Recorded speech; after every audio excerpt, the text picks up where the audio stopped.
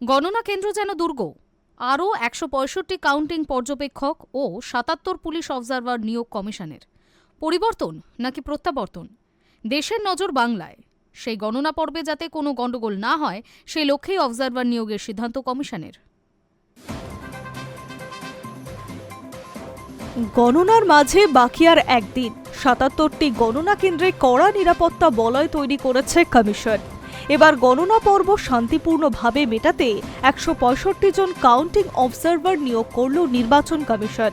Counting অবজারভারদের সাহায্যের জন্য অতিরিক্ত অবজারভার নিয়োগ করা হয়েছে।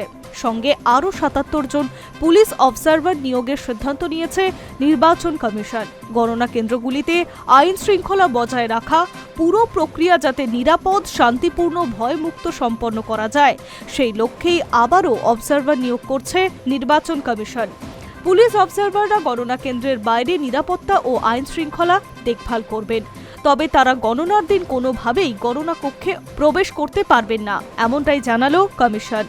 ভোট শান্তিপূর্ণ ও অবাধ করার লক্ষ্যে একাধিক পদক্ষেপ নিয়েছে কমিশন।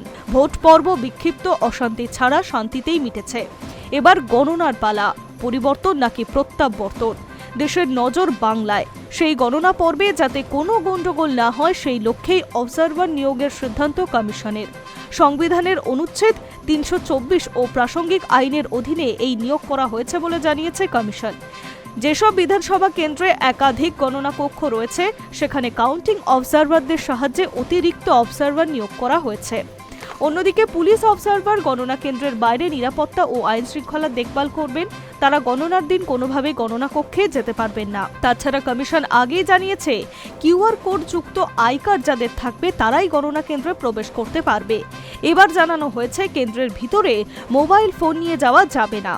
উল্লেখ্য, আগেই কলকাতা পুলিশের অধীনে থাকা সব গণনা কেন্দ্রে ১৬৩ ধারা জারি করা হয়েছে। স্ট্রং রুমের ২০০ মিটার এলাকাতে জমায়েত নিষিদ্ধ করা হয়েছে। ৫ জন বা তার বেশি সংখ্যায় জমায়েত করা যাবে না বলে জানিয়েছে কমিশন। গণনার আগে উত্তেজনা, জমায়েত, বিক্ষোভ, অপ্রীতিকর ঘটনা এড়াতে এমনই নির্দেশ দিয়েছে।